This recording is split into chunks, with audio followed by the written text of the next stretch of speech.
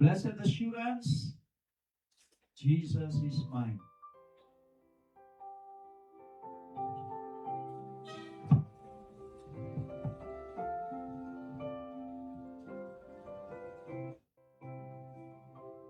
Blessed assurance, Jesus is mine. Oh, what a foretaste of glory divine, heir of salvation, purchase of God, born of His Spirit, washed in His blood. This is my story, this is my song, praising my Savior all the day long. This is my story, this is my song, praising my Savior all the day long. Perfect submission, perfect delight, visions of rapture now burst on my sight. Angels descending, bring from above, echoes of mercy, whispers of love. This is my story, this is my song, praising my Savior all the day long. This is my story, this is my song, praising my Savior all the day long. Perfect submission, all is at rest. I in my Savior am happy and blessed, watching and waiting, looking above, filled with His goodness, lost in His love. This is my story, this is my song, praising my Savior all the day long. This is my story, this is my song, praising my Savior all the day long. Pray muna tayo sandali. Panginoon Diyos, salamat po sa iyong biyaya. Pagpalain niyo po ang aming gabi last night, ang aming pong revival night. Pagpalain niyo po ang mga kapatiran na may makasama namin sa libing ito. Sa pangalan po ng Panginoon. Okay? Are you washing the blood? Amen. Tayo ba ay natubos na? Nahugasan na ng dugo? At kung hindi pa magpahugas tayo, paano tayo linis at maligtas? Have you been to Jesus for the cleansing part? Are you washed in the blood of the Lamb? Are you fully trusting in His grace this dawn? Are you washed in the blood of the Lamb? Are you washed in the blood, in the cleansing blood of the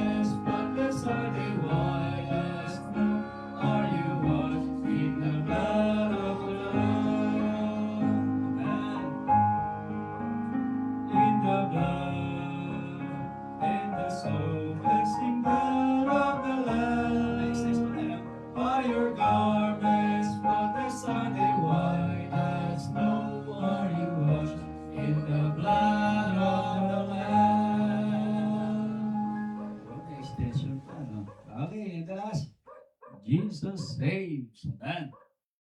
Si Kristo ay nagliligtas. O kay Jesus ay ligtas. Ayan. Sa Panginoong Jesus, ligtas tayo sa kapahamakan ng buhay, kahit may mga problema at dangers of life.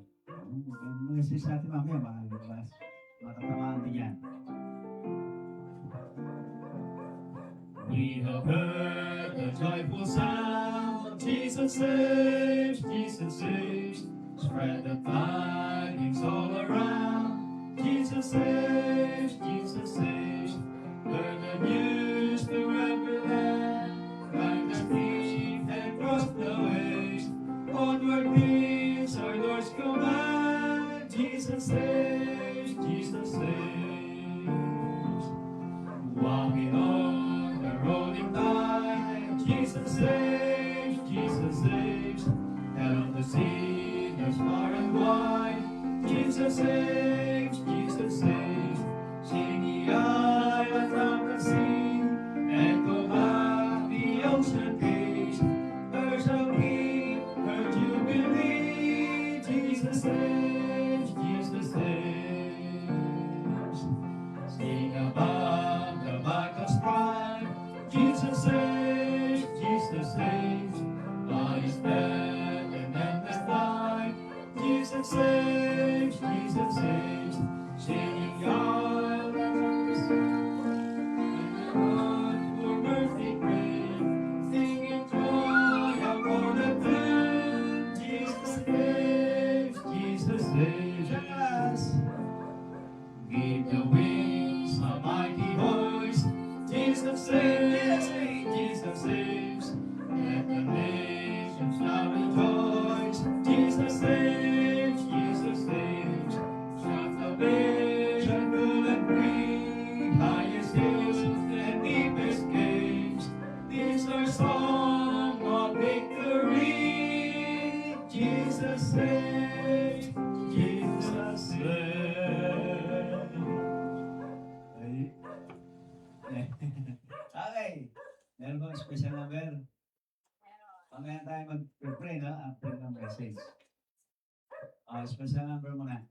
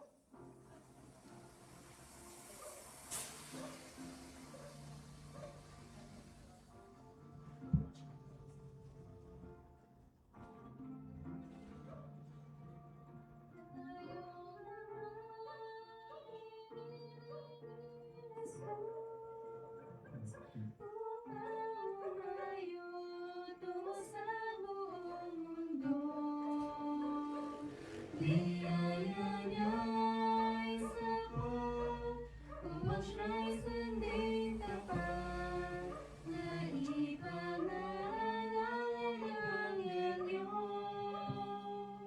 Isang layunin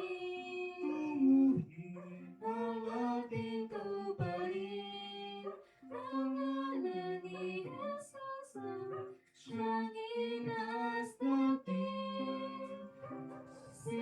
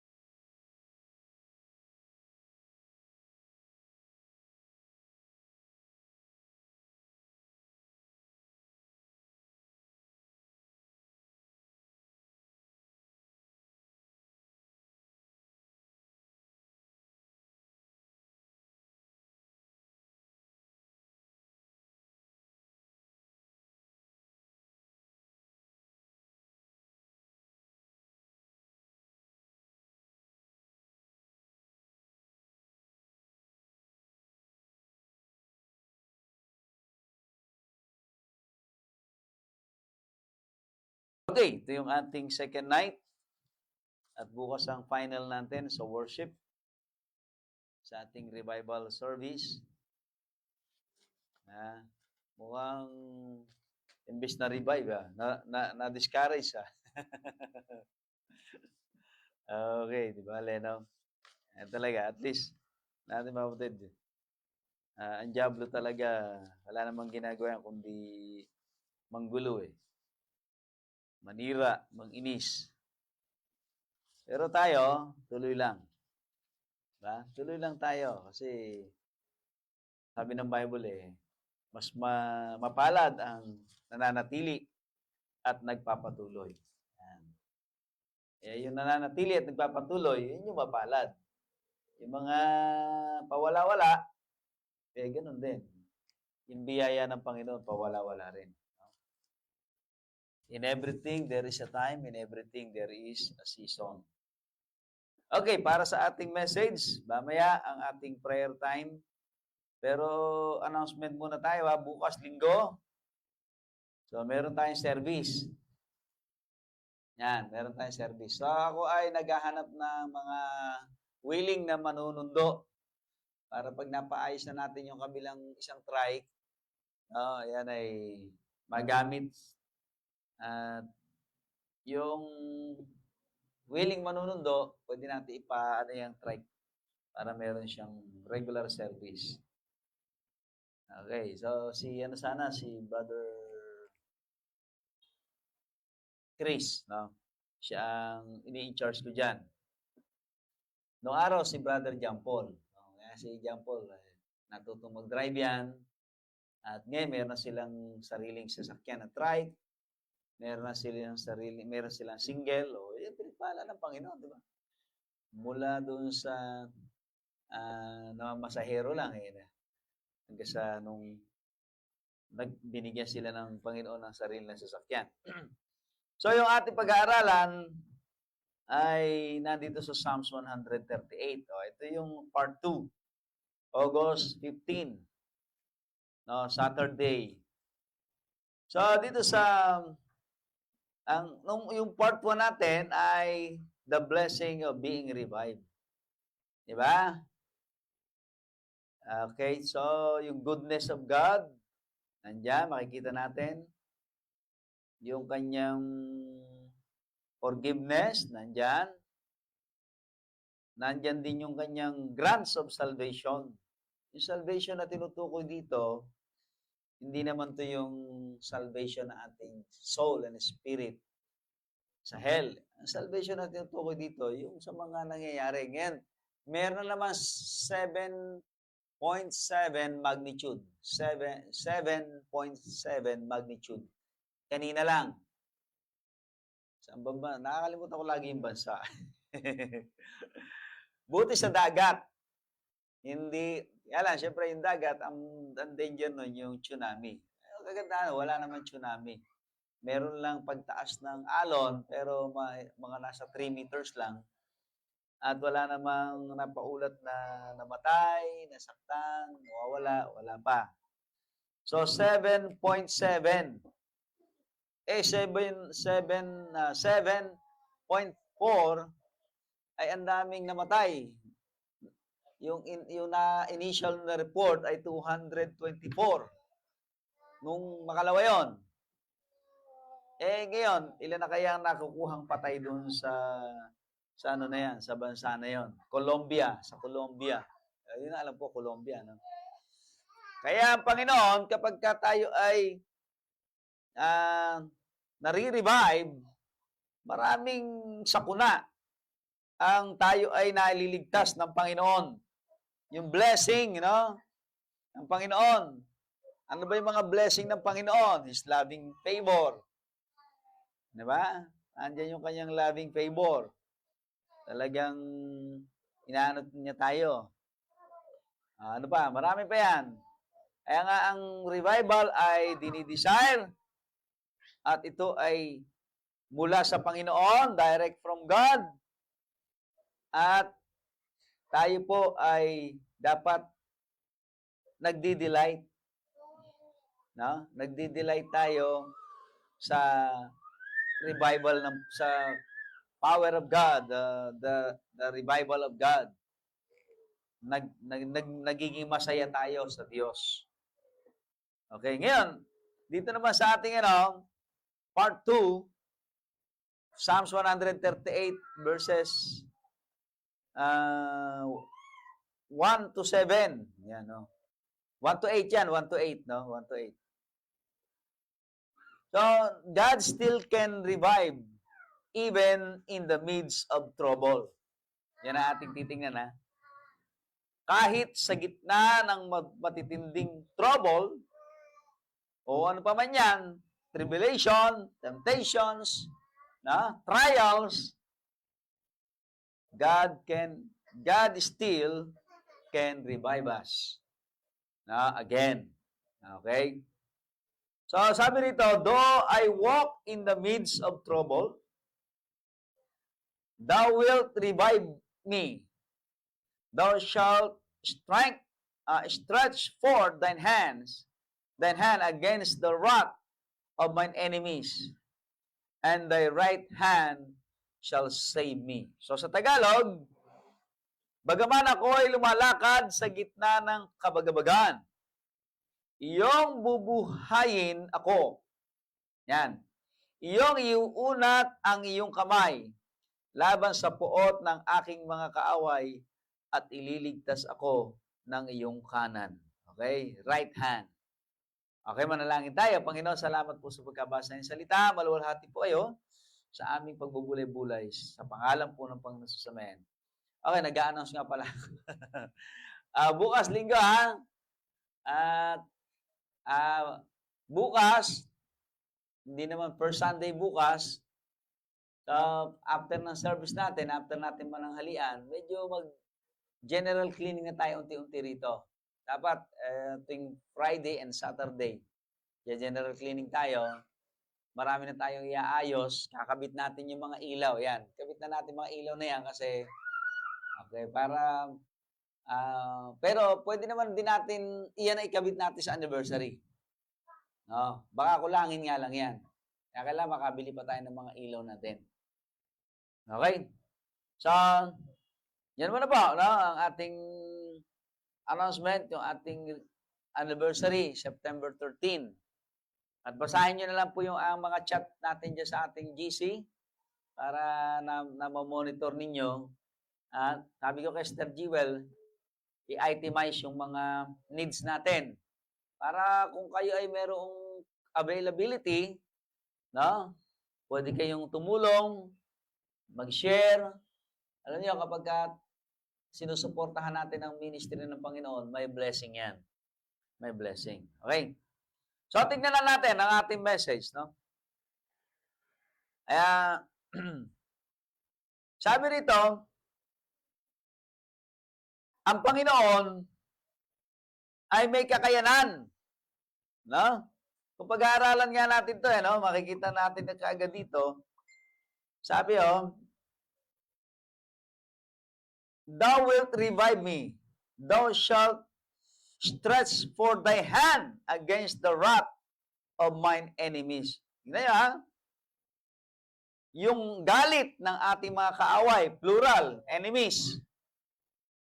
Yung galit na mga kabao ng ating kaaway ay kaya ng Diyos na labanan. So, sabi nga, if God be for us, who can be against us? Ayon sa Romans chapter 8, verse 31 yata yan. Tingnan nyo nga. Diba? Kaya kung ang Diyos ang kakampi natin, palagay nyo, sino pa kaya ang pwedeng manalo laban sa atin? Kahit na mukha silang marami at mukha silang majority. Pero sabi nito, verse 31 pala, no? Romans 8:31. What shall we then say to these things? If God be for us, who can be against us? So, kapatid, marami tayong kalaban sa mundong ito. The power of darkness, the power of evil, Satan and his hosts. At marami siyang galamay. Na? Kaya ang kasamaan ay patuloy na lumalaganap sa ating mundo, sa ating bansa, sa ating paligid. Sabi nga, wala nang ligtas na lugar sa mundong ito. Isa na lang, sa presensya ng Diyos. Amen? Sa presensya ng Diyos. Kaya pag lagi kang nasa Panginoon at ginagawa mo ang kanyang kalooban, God can save you. Oh. Di ba? Sabi nga niya dito, and thy right hand shall save me. Di ba? At ang iyong kanang kamay, ba't kaya kanan lagi, ano? Kasi yung kanan, sabihin, katwiran, di ba? Pangalawa, normally kasi pag sinabi mong kanan, sa normal na tao, ang malakas kanan. Yan, ha? Okay, may preacher, meron akong preacher na papalapit na. Sige, yan ha, susunod, ikaw naman dito. Di ba? Sabi ng right hand, katwiran, speaks of righteousness, speak of power. Maging sa mga pagbabasbas, ang ginagamit ng mga prophets, ang ginagamit ng mga patriarchs, pag nagbabasbas sila, hindi kaliwa, kanan. Kaya nga nung basbasan ni Jacob o ni Israel, yung dalawang anak ni Joseph na nasa Egypt, yung kaliwa nilagay ni Jacob dun sa panganay at yung kanan nilagay niya sa bunso, pinag-cross. Ang sabi ni Joseph, huwag ganyan, nagalit siya sa tatay niya. Ito po yung panganay, dito niyo po ilagay yung kanan niyo sa panganay. Kasi sa Bible, ang panganay ay mayroong malalim na kahulugan. No? Ang panganay kasi blessing yan eh. Kita niyo si Esau, pinagbili niya ang kanyang pagkapanganay kay Jacob. Tama, no? Esau and Jacob. Nagalit ang Diyos kay Esau at ang sabi ng Diyos, I hate Esau and I love Jacob. Yung palang kahulugan ng salitang panganay, iyan pala ay spiritual. Meron palang spiritual meaning yan. At meron niyang spiritual blessing. Ang material blessing ng pagkapanganay, sa lalaki to sa lalaki. Kapag ka panganay ka na lalaki, ang kalahati ng mana sa'yo. At yung matitirang mana, hahati-hatiin nung nakababatang kapatid. Kaya sa Bible, napakahalaga ng pagkapanganay. Yan ay merong malaking blessing.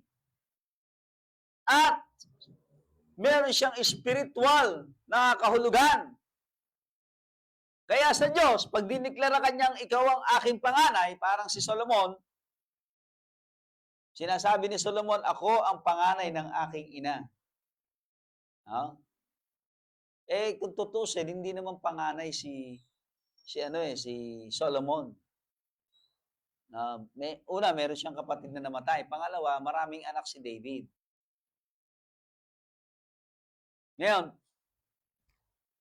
pero yung karapatan ng panganay, binigyan ng Diyos kay Solomon. Kaya kapag ikaw ay panganay sa magkakapatid, mapalad ka. Both material, physical, and spiritual. Nasa iyong biyaya. Kaya lang, may mga tao na katulad si Esau, ano ba yung pagkapanganay? Wala naman din. Hindi po. Meron niyang kabuluhan sa Panginoon. Kaya nga si Kristo siya ang panganay sa 6 na magkakapatid.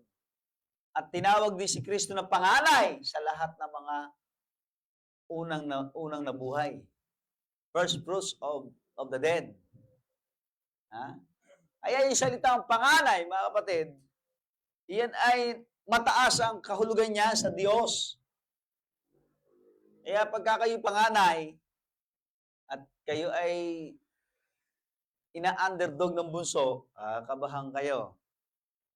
Ibig sabihin, binabaliwala nyo ang karapatan ninyo bilang panganay. Dapat, yung pagiging panganay ninyo ay sabihin nyo, oy, ako panganay, kaya mas makinig ka sa akin. No? Yan. Sabi rito, no? Kaya yung nung basbasan ni Jacob, yung dalawang anak ni Joseph, nagalit si Joseph, pero sabi naman ni Jacob, alam ko. Di ba? Alam ko. Ibig sabihin, hindi nagkamali si Jacob. At kung pag-aaralan natin, mas pinagpala yung bunso kaysa doon sa panganay na anak ni Joseph.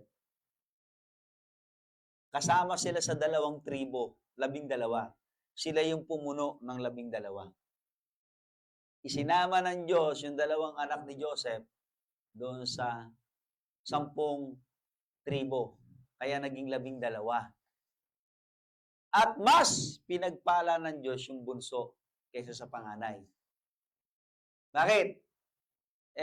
Nung pinagprayan ni Jacob, na yung basbas, yung kanan nasa bunso, yung kaliwa nasa panganay.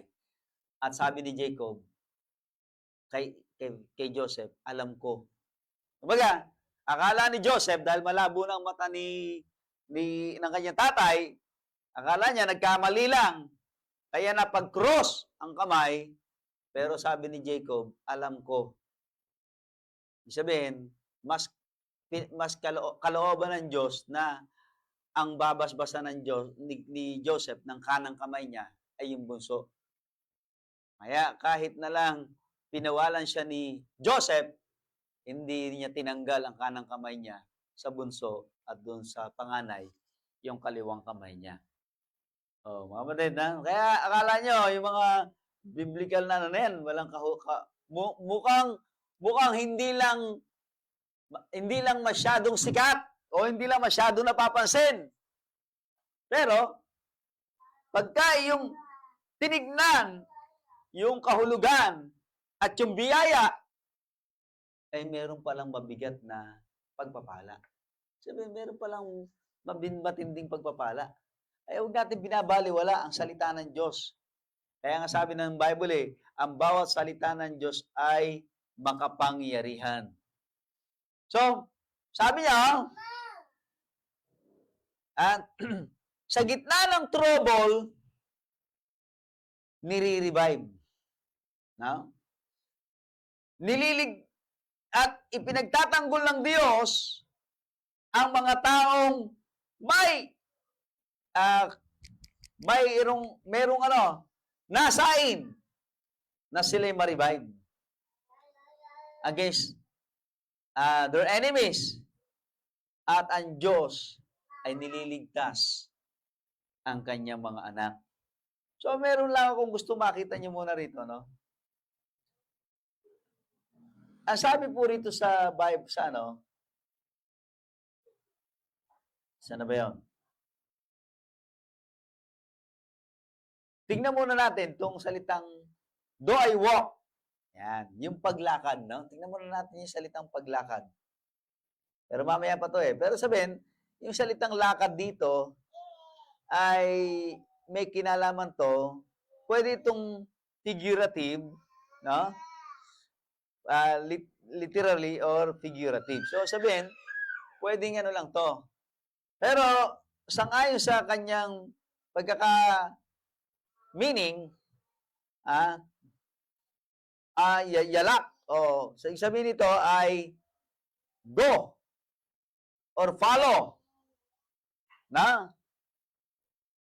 Pag tayo ay humahayo, sabi nito, bagamat tayo ay sumusunod,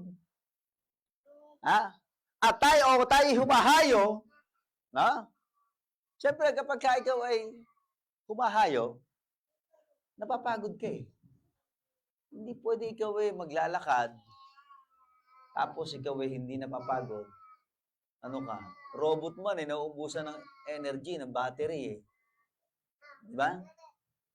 So, normal sa ating mga tao na nanghihina, lalo pag tayo ay kumikilos sapagkat gumagamit tayo ng energy.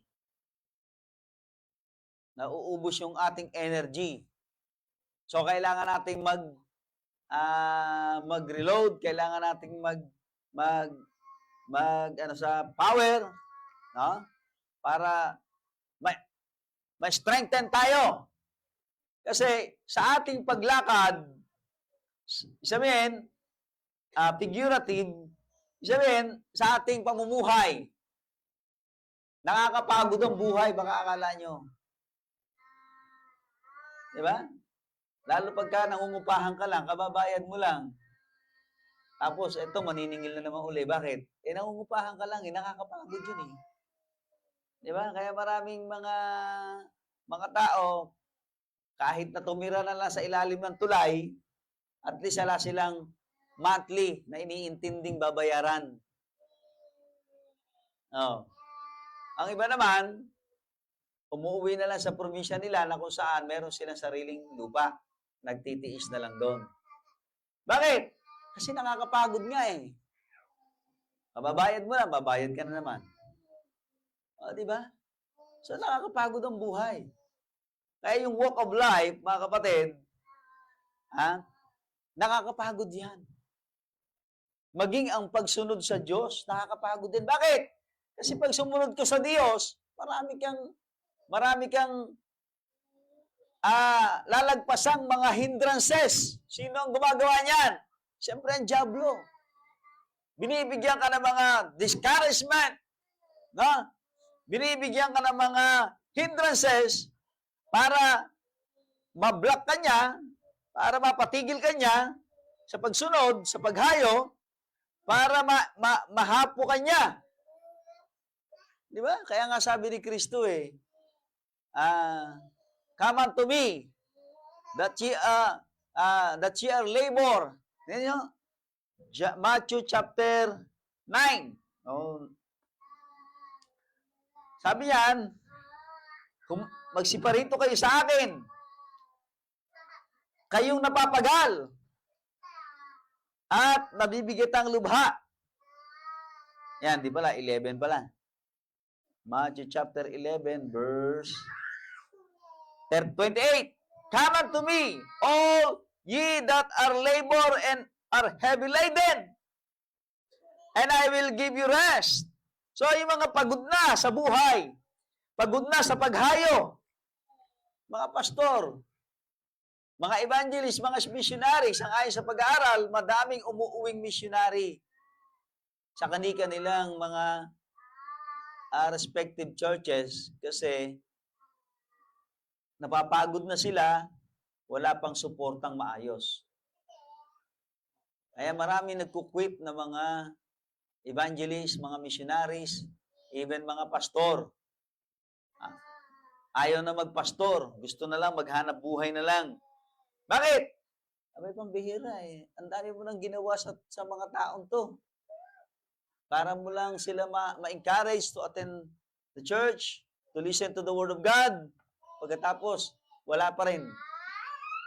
Sabi nga ng Yemilip dyan sa Norsagaray, 4 years. And after 4 years, walang nangyari.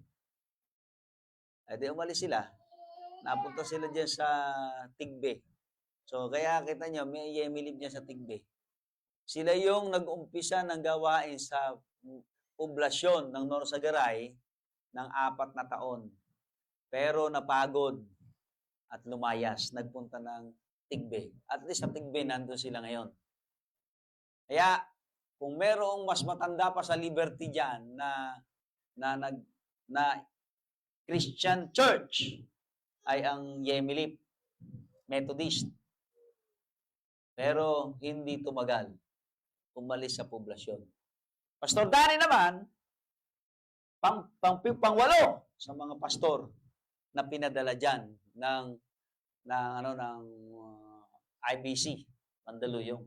Pang-8. Kaya nung sina Pastor Robert, Sabi nila, pagka si Pastor Danny umalis pa, balik na lang tayo sa lumang simbahan. Doon na lang tayo manatili hanggang mamatay tayo. Maraming pinadalang pastor, 7 pastor, lahat nag-resign. Kaya itong Bulacan, akala nyo ang Bulacan ay simpleng lugar lang ito na madaling mag-soul winning. Ngayon na lang yung mga pastor na ang dami nilang, sabi ko nga, 1989, binata pa ako, nandyan ako sa Garden Village. Monthly nagpipilm showing ako dyan. May Bible study ako dyan, may visitation program ako dyan. Inalis lang ako dyan dahil nilipat niya ako. Nung kinasal na kami ni Rosalie, nilipat naman ako sa Pulong Yantok. Tapos, mula sa Pulong Yantok, pinalitan ako, nag-stay na ako sa Katmon. Kaya itong Garden Village, papunta rito, wala pa kasi yung tiyera na yan eh. Wala pa yan. Bukid yan. Babuyan yan. Yung tiyera na yan. Kaya, para ka makapunta dyan, makapag-soul winning, napakalalayo ng bahay dyan. Pero sa garden na yan, matagal ng panahon yan. So, nag-iikot ako dyan sa church dyan, na Pastor Jen Reb. Nagpipilm showing ako dyan. Hanggang dito, dyan sa may ano na yan, sa may pinuntahan natin, nagpipilm showing ako doon sa may pababang ganon.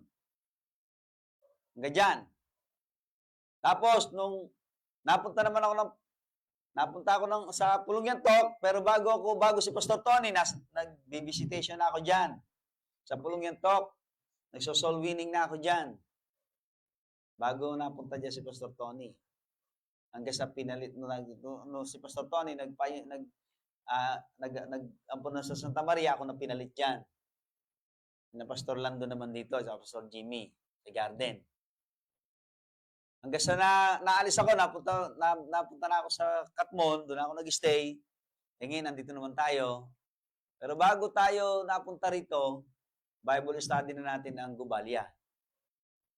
May mga bata tayo dyan sa Gubalya. Kaya itong parting garden,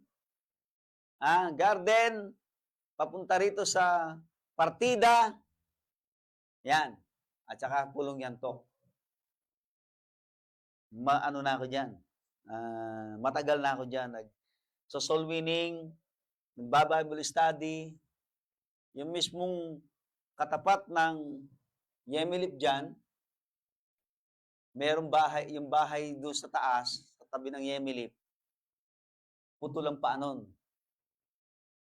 Yung pinakatatay nila, putol ang paa. Diabetic. Isa pa lang. Hanggang sa naging 2, hanggang sa namatay na. At yung anak niya, yung nandito sa may katapat, di ba may nagtitinda ng itlog dito? At tapos ito kina Jason, Pastor Jason, yung car wash, yung dito, tapos magkatapat yon, anak niya yon nandun. So, kilala ako nun. Bago pa si Pastor Tony, kilala na ako ng mga nagataga dyan. At tagal ko na dyan sa Pulong Yantok. Sa Garden Village. Kaya kung may mga nasa save dyan, no, marami nang nasa save. Bakit? Mga nataniman na nung araw pa yan eh. Kaya tama yung sinabi nila nung fellowship eh. Yung mga sinaunang pastor, sila yung naghawi ng daan. Sila yung tumabas. At sila ngayon ay wala nang masyadong problema. Bakit? Nagtatayo na lang sila. Natabas na eh. Nahawi na yung daan eh. No? Nawala na yung mga dawag. Nagtatayo na lang sila. Pero kung minsan, akala nila, dahil mabibili sila nakapagtatayo, nakapagpapalaki, akala nila mas ahead sila, mas magaling sila doon sa mga nauna. No? Kasi ang bilis nga naman eh. Hindi nila naisip, bago sila, may mga naghirap dyan.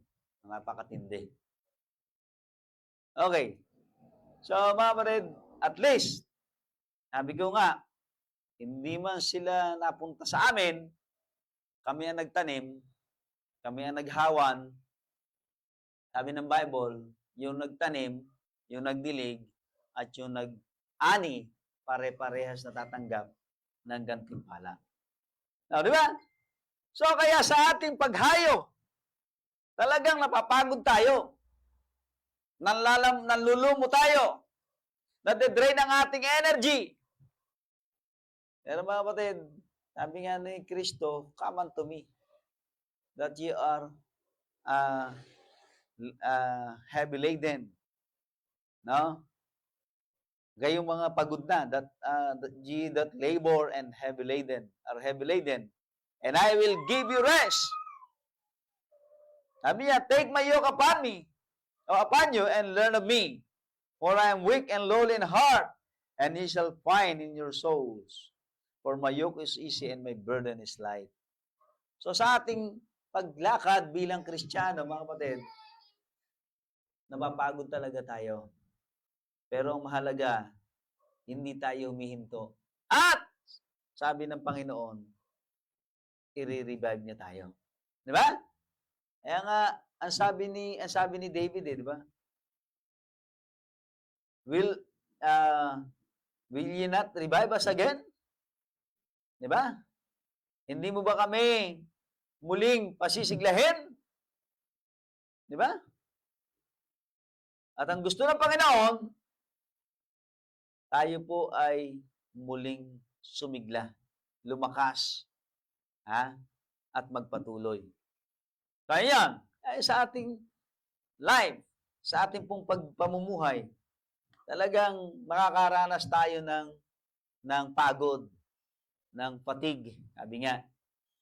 At yung trouble, ang sabi po dito sa Hebrew ay saraw. Meron, saraw. Parang Sara parang Sara.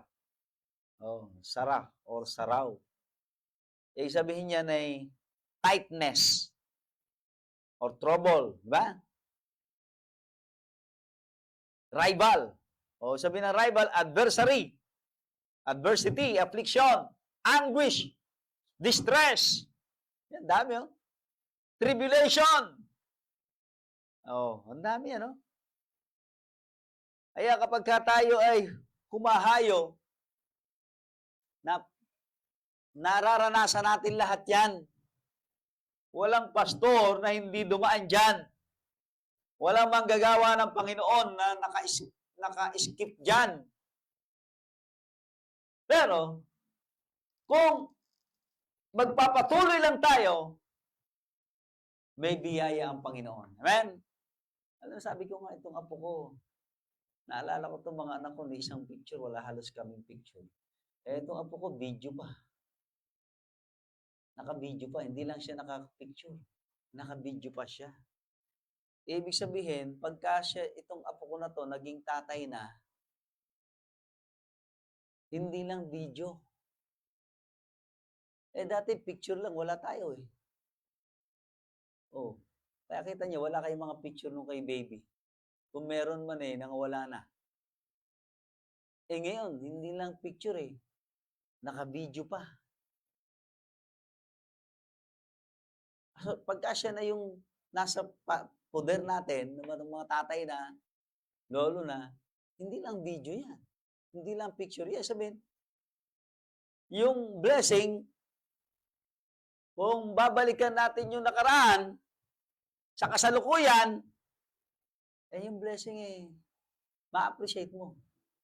Pero kung hindi mo babalikan yung nakaraan, titingnan mo yung kasalukuyan, pakiramdam mo, pinababayaan ka ng Diyos. Pakiramdam mo, walang blessing ang Diyos. Kaya sabi ko, itong apo ko, lihira, daming video, daming picture. Samantala mga anak ko, wala akong makita ng picture na ganito. Video. Sobrang hirap namin. Kaya, sabi ko, itong apo ko na to, paglaki nito, milyonaryo na to. Nakita nyo? In transition, from poverty, tumataas, kasi nagpapatuloy. Amen? Nagpapatuloy Pero kung di nagpapatuloy, wala. Hindi ko alam kung anong buhay natin ngayon. Di ba? So, pinasadahan ko lang yan, no? Eto gusto ko, no? Tingnan nyo muna to. Una, sabi nga rito, 1 and 2, I will praise thee with my whole heart before the gods. Will I sing praises or praise unto thee? I will worship toward thy holy temple and praise thy name for thy loving kindness and for thy truth, for thou hast magnified thy word above all thy name. Gusto makita niya, no? Itong writer ng Psalms, no? Si David, meron siyang grateful heart. Kapag ka nawala na yung ating grateful heart, hindi na naging grateful ang ating puso, mapapagod talaga tayo. Talagang manlulumo ka, hihinto ka. Pero tingnan natin, ang blessing ng Panginoon. Hindi mo man siguro masyadong na-enjoy ngayon. Pero kung babalik ka sa nakaraan at titignan mo yung kasalukuyan, malaki na yung pinagbago. At titingin ka pa sa future, sa millennium. Mas matindi yun. Ay, itong si David, bagaman siya ay napapagod sa kanyang paghayo, sa kanyang pagsunod sa Diyos, sa kanyang pamumuhay, pero hindi niya nakakalimutan na maging grateful sa Panginoon. Oh, nasaan kayo mga Kristiyano kayo? Gaano kayo ka-grateful sa Panginoon? Laging absent sa church? Yung ba pagiging grateful? Yun ba'y tanda ng pagiging gratefulness? Always absent sa gawain ng Diyos? Hindi yan ang gratefulness na sinasabi ng Bible. No? Yung taong grateful sa Panginoon, lagi yan nagpupuri, lagi yan nagpapasalamat, lagi yang umaawit sa Panginoon. Sapagkat alam niya kung gaano siya kamahal ng Panginoon. At ang Panginoon, hindi nagsisinungaling. Hindi nagsisinungaling ang Panginoon. Kaya kung tayo ay merong grateful heart sa Panginoon, yun tayo ay niligtas niya, ginawa niyang anak, tagapagmana ng langit, at lahat ng pangako niya sa atin, habang tayo nasa mundong ito, na hindi tayo pabayaan, hindi tayo iwanan, susuplayan tayo ng pangailangan, pakikinggan tayo sa ating panalangin. O, yung pangalawa, no? Yung pangalawa heart full of prayer, verse 3. Verse 3. In the day when I cried, thou answers me and strengthens me with the strength in my soul. Kita nyo? Yung pangalawa, no? Itong si David, meron siyang heart full of gratitude. Meron siyang prayerful heart, praying heart, mapagpanalanginin puso. Tayo, wala na tayong, nasa bingit na tayo ng kamatayan, hindi pa tayo makuhang manalangin. Hindi pa natin makuhang tumawag sa Diyos for help. Pero ito si David, kahit na nandun siya sa gitna ng trouble, he can pray. Nakakapanalangin pa siya. Nakukuha pa niyang tumawag sa Panginoon. At ang sabi nga cried, sumigaw sa Panginoon, sa panalangin. At ang sabi ni David, sumasagot ang Panginoon. Amen? Sumasagot siya. Tanong, kailan ka ba huling nanalangin? Grateful heart, a heart full of prayer. Huwag kang mag-alala. Hindi napapagod ang Panginoon para pakinggan ka sa iyong panalangin. Pang-apat, itong si David, sangayon sa salita ng Diyos, sabi niya na sa verse 6, though the Lord be high, yet has he respect unto the lowly, but the proud he knoweth afar off. Ano gusto kong makita niyo rito? Itong psalmist, sabi niya, bagamat ang Diyos ay nasa taas, pero yung mga mapagpakumbaba ay kanyang nire-respeto. Lowly. Ay sabihin, humble heart. Magkaroon tayo ng humble heart. No? Meron akong inano dito, sabi nga dito, naiano natin, no? James 4:10, humble yourselves in the sight of the Lord, and He shall lift you up. He giveth grace to the humble. Sabi ng Bible diyan sa James chapter 4. Mga kapatid, itong si David, kaya nga tinawag siyang friend of God eh. A man after God's own heart. Kasi meron siyang humble heart. Hindi siya mayabang. Diba sa atin mayabang? Nakahawak lang ng konting pera, akala mo kung sino ng kayaman-yaman. Ay, akala mo ha, marami ata akong pera. Hindi, kahit ba 10 milyon pa yan eh. Basura lang sa langit yan eh.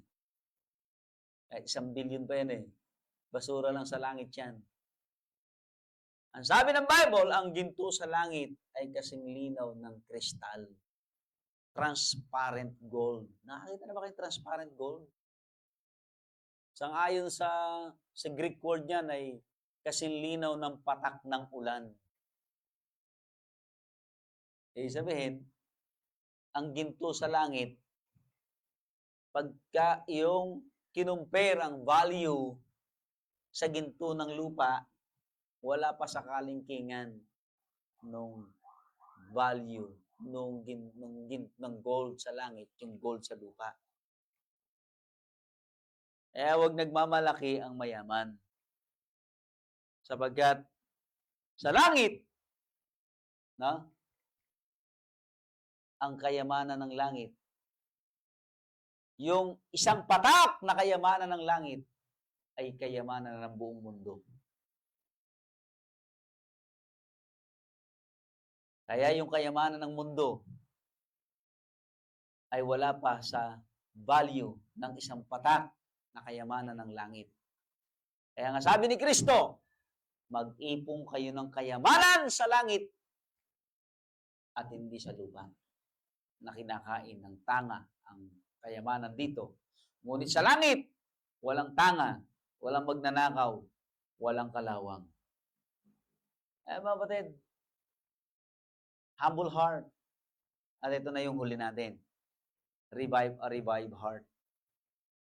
Sabi nyo, though I walk in the midst of trouble, thou wilt revive me. Di ba? Alam nyo, madalas ang problema natin, pag may problema tayo, nagmamaktol tayo sa Diyos. Nagre-reklamo, murmuring. Tila baga, hindi alam ng Diyos na may problema ka. Tila baga, hindi alam ng Diyos na may babayaran ka. Tila baga, hindi alam ng Diyos na meron kang kailangang bilhin. Pero sabi ng Diyos, in everything there is a time. In everything there is a season. Hintayin mo muna yung time mo. Baka hindi pa yung time mo yun. Minamadali mo yung oras mo eh. Kaya nga sabi ni Kristo kay Maria eh. Sabi ni Mary kay Kristo, wala na silang alak. Ang tinutukoy ni Mary na alak, good wine. Good wine. Yung Yung fermented wine, marami. Pero yung good wine, wala na. Kasi yung good wine, ito yung bagong katas ng ubas. So, good wine yun. Yun yung pinakamahal na alak sa Israel. Fresh juice. Pure. Sap ng ubas. Nilapitan ni Mary si Kristo, sabi ni Mary, ala na silang alak. Yun yung unang miracle na ginawa ni Kristo. Sabi ni Kristo, hindi pa panahon. Babae, hindi pa panahon. Hindi pa ito ang oras ko. Pero pag alis ni Mary, sabi niya doon sa mga katulong, ay, mga katulong, yung pinapagawa niya, gawin niyo ha. Malis na siya. Yan lang. Pag alis ni Mary, tinawag niya yung mga katulong. Balik kayo. Sabi niya, o, ganito. Lahat ng tapayan, punuin ninyo ng tubig. So, ibig sabihin, ang pinapakuha ni Kristo sa mga katiwala o katulong ng kasalan ay tubig. Punuin nyo ng tubig yung tapayan. Kasi wala na nga alak eh. Yung good wine, wala na. At nung mag-report yung mga tauhan, sabi niya, Panginoon, napuno na po namin yung tapayan. Okay, sige. Kumuha kayo. At ibigay nyo sa may-ari ng kasalan. Pangulo ng kasalan. So, kumuha. Siyempre, alam ng mga naglagay doon, tubig lang yon, tubig lang. Pero sumunod pa rin sila. At kumuha sila ng tubig sa tapayan, pero nung tinikman, nung pinuno ng kasalan, sabi niya, sa gantong oras, napapanatili niyo pa rin ang pinakamasarap na alak. Ibig sabihin, yung tubig, naging sariwang katas ng ubas. Pinakamasarap na alak. Bakit? Di ba kaya sabi pala niya kay Maria, hindi pa ito yung oras ko. Babae. Babae, hindi pa itong oras ko. Woman, this is not my hour. Pero pag alis ni Mary, pero bago malis si Mary, inutusan niya yung mga katiwala, katulong, sumunod kayo sa sasabihin niya. At inutusan ni Kristo. Tama din. May time ang pagpapala ng Panginoon. Kaya lang, kung minsan tayo, hindi tayo makapaghintay ng time. Inuunahan natin ang Panginoon eh. Kaya, paano inuunahan natin ang Panginoon? Yun, mangungutang na tayo. Utang dito, utang doon. Hiram dito, hiram doon. Kung ano-ano naman ginagawa natin. Kaya sabi ng Panginoon, anak, hindi na ako makagawa ng miracle. Hindi na ako makagawa ng great things sa'yo. Bakit? Inunahan mo na ako eh. Ang problema, pagkatapos nun, saan ka kukuha ng pambayad? Dahil may tubo yun. Madalas may tubo yun eh. Di ba? Pero kung ang Panginoon ang nag-provide, wala kang babayaran. Bakit? Galing sa Panginoon yun eh. Libre yun eh. Ay, bakit no? Tingnan natin, no? Sa Panginoon, sabi niya, to God, there is nothing or nothing too hard to do. Yan. There is nothing too hard to do. O there is nothing too hard to do. Ano naman yan? Sa Panginoon, walang mahirap na bagay na hindi niya kayang gawin. Yan ha. Jeremiah 32:27. Jeremiah 32:27. Behold, I am the Lord, the God of all flesh. Is there anything too hard for me? Narito, ako ang Panginoon, ang Diyos ng lahat ng laman. Kaya ang Panginoon Diyos yun eh. Diba? Sino ba ang Panginoon? Ang sabi ng 2 Corinthians chapter 6 o chapter 8 verse 6, meron lang isang Panginoon, si Kristo. Meron lang isang Diyos, ang Ama. At isang Panginoon, si Kristo. Di ba? Ngayon, ang sabi ng Bible, sabi ng Diyos, ako ang Panginoon. Ang Diyos ng lahat ng laman. O di, ang Panginoon pala ay Diyos. Kung si Kristo lang ang Panginoon, sabi ng Bible ako ang Diyos, sabi ng Panginoon. At ang sabi ng Panginoon, ako ang Diyos. At ang sabi ng Diyos, ako ang Panginoon. Sabi niya, meron bang mahirap para sa akin? Hindi mahirap ba sa Diyos na i-revive ka? Palakasin ka? Buhayin kang muli, pasiglahin ka? Wala imposible sa Diyos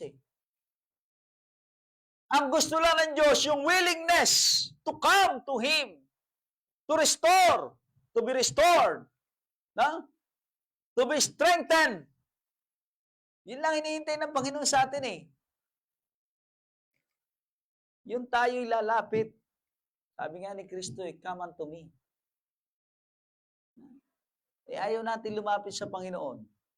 Paano ka palalakasin ng Diyos? Kaya kung gusto nating ma-revive in the midst of trouble, pumunta tayo sa Diyos. Sapagkat sabi niya, is there anything too hard for me? Matthew 19:26. But Jesus beheld them and said unto them, with men, this is impossible. But with God, all things are possible. Sa mga tao, may imposible. Pero sa akin, sabi ng Panginoon, sa Diyos, walang imposible. Imposible ba na ang isang nanghihina, nanlulumo, ay lumakas muli? Kung sa Diyos ka lalapit, hindi imposible yun. All things are possible. There is nothing too hard for God. Tingnan niyo yung Luke 18:27. Yan naman din halos ang sinasabi yan. Na sa Panginoon, lahat ay posible. And He said, the things which are impossible with men are possible with God. Kaya kung tayo nag-iisip, kaya ba ng Diyos na ako ay pasiglahin? Kaya ba ng Diyos na ako ay muling patibayin? Kaya ba ng Diyos na ako ay muling palakasin? Sabi ng Bible, walang imposible sa Diyos. Kaya ng Diyos. Walang hindi kaya ang Diyos. Sapagkat ang Diyos ay makapangyarihan sa lahat. He is all-powerful God. Omnipotent God. Pangalawa, walang bagay na imposible o mahirap sa Diyos o walang bagay na imposible sa Diyos o lahat ng bagay posible sa Diyos. Pangalawa, ang Diyos ang ating kalakasan. God is our strength. God Himself is our strength. Psalms 27:1. The Lord is my light. Yan. Ano ko to light verse. The Lord is my light and my salvation. Whom shall I fear? Ang ganda, no? Ang Panginoon ang aking liwanag at ang aking kaligtasan. Kung babasahin niyo yung Psalms 138, nandiyan yan Nililigtas tayo ng Panginoon. Yung Psalms 85 na pinag-aralan natin kahapon, nandun din yan yung salvation of the Lord. Kaya ang Panginoon, ang ating liwanag at kaligtasan, kanino daw tayo matatakot? At ito pa, the Lord is the strength of my life. Of whom shall I be afraid? Ang Panginoon ang kalakasan ng aking buhay. So, kita niyan? Kaya kapag tayo lumapit sa Diyos, kahit anong laki, bigat, lawak ng ating problema, troubles, trials, temptations, tribulations, problems, God still can revive us again. Amen? Kaya. Wala imposible sa Diyos eh. Siya ang ating strength eh. Okay? O para mabilis na tayo. Huli na. Ang sabi ng James, yan, binasa natin kanina, no? Humble yourselves in the sight of the Lord, and He shall lift you up. Magpakumbaba ka sa Panginoon at itataas ka niya. Saan natin makikita yan? Diyan sa ating binasa sa Psalms 138 verse 7. Tingnan nyo. Verse 7. Hindi. Baka verse 6 yan, verse 6. Yan. Di ba? Sa verse 6. Though the Lord be high, yet hath He respect unto the lowly. Na? But the proud He knoweth afar off. So sabihin, ang mga mapagpakumbaba ay hindi pinababayaan ng Panginoon. Ha? God is the lifter up of the lowly. O God is the lifter of the lowly. Ang Diyos ang tagapagbangon. Di ba? Tagapagtaas ng mga mabababa o nagpapakumbaba. Yung lowly dyan, yung mga humble. Ha? Pwede natin sabihin yung mga mahihirap na hindi kayang lumaban sa mga mayayaman. Itinataas ng Diyos ang may mababang kalooban.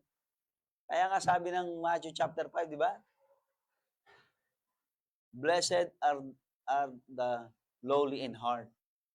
Mapalad ang mga may mapagpakumbabang puso. Tingnan nga natin. Matthew chapter 5. Okay, para naman... Yan. Tingnan natin.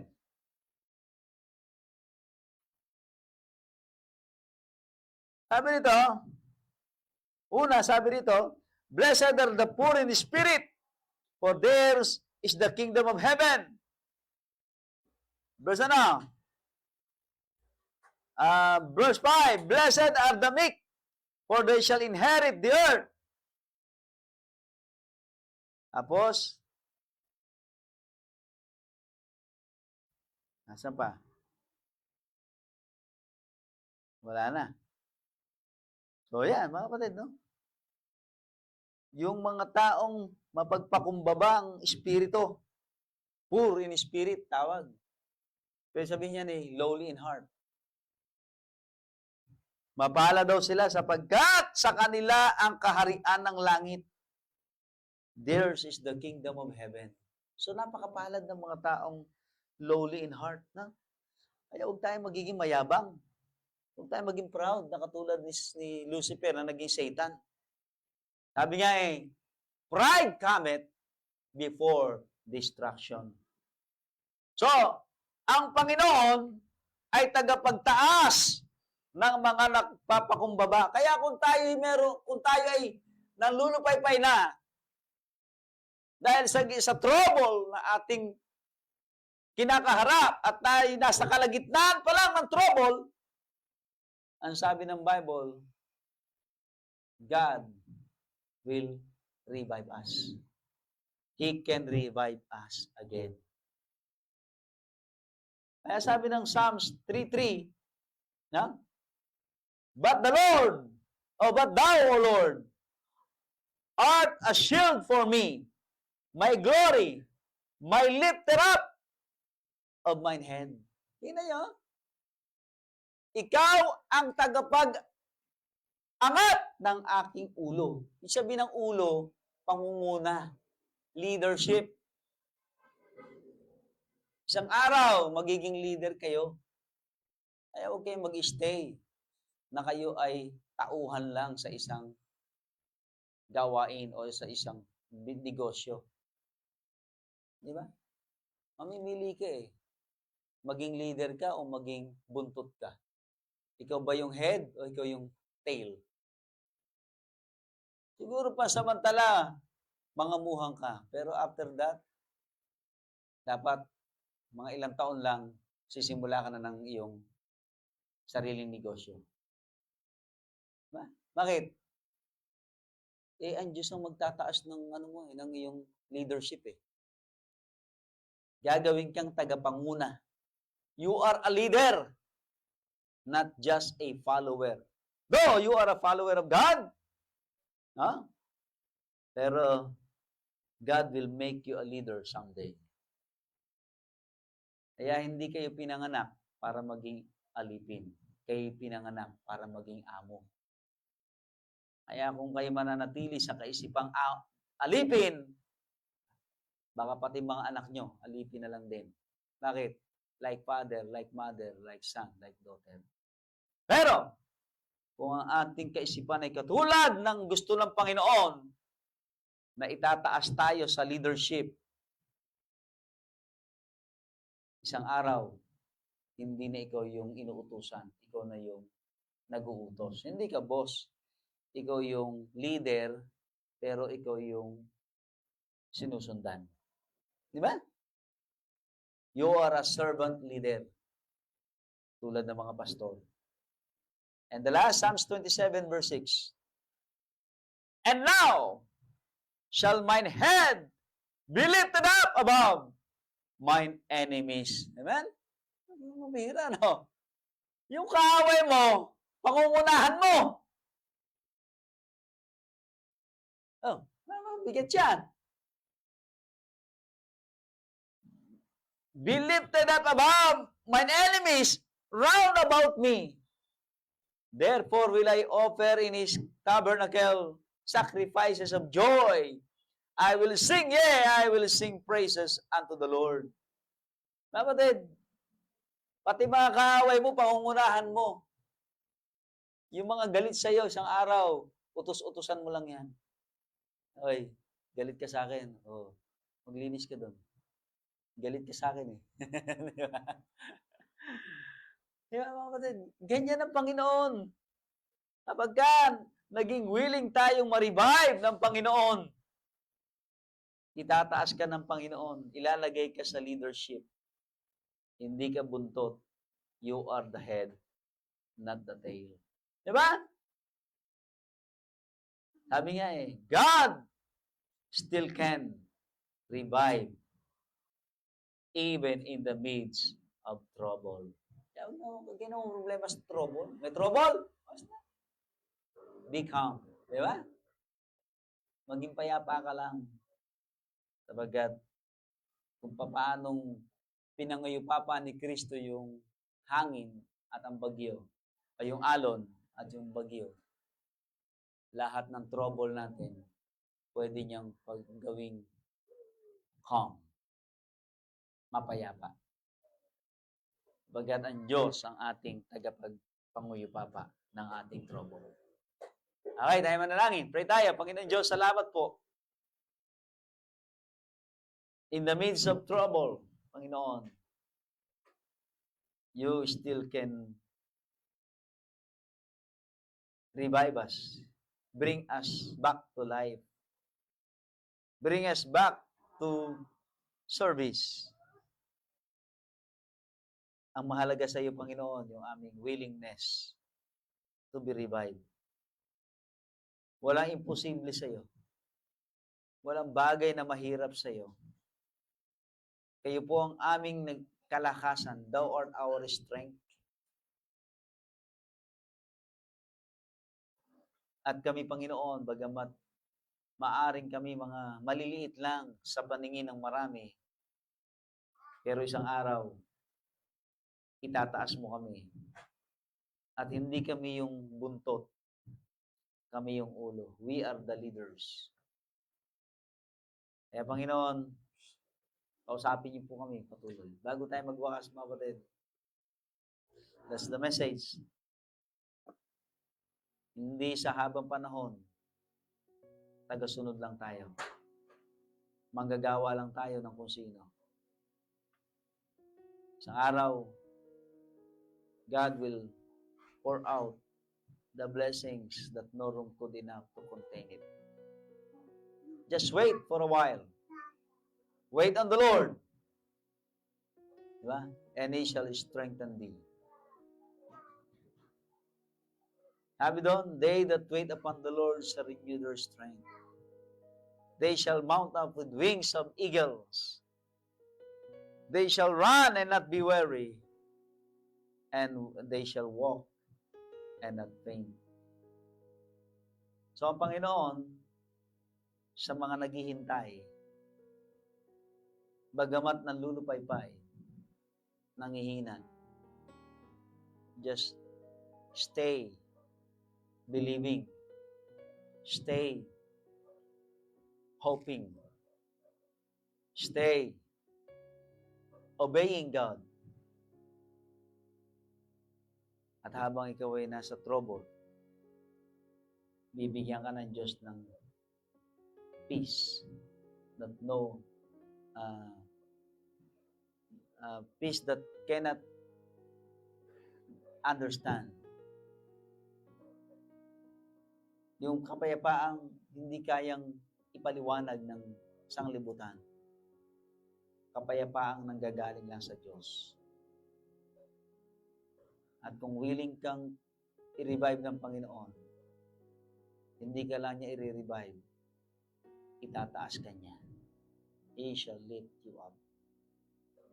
So, ang kailangan lang ng Panginoon, yung ating desire to be revived. Dinidesire mo ba na ma-revive?